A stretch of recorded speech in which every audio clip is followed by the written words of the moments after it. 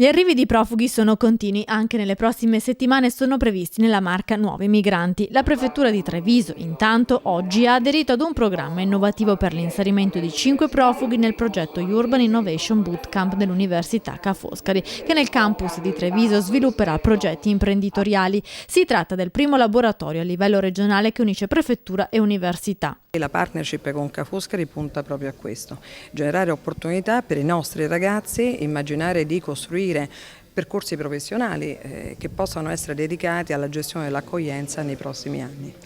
5 profughi tra nigeriani, un pakistano e un ghanese, tutti laureati, frequenteranno un corso estivo di 6 settimane a stretto contatto con 40 studenti provenienti da diversi atenei veneti e con loro porteranno avanti dei progetti per sviluppare prodotti e servizi innovativi. Verranno formati i gruppi e i ragazzi, i richiedenti asilo, verranno inseriti nei diversi gruppi, presumibilmente in gruppi diversi, in modo da favorire la loro integrazione.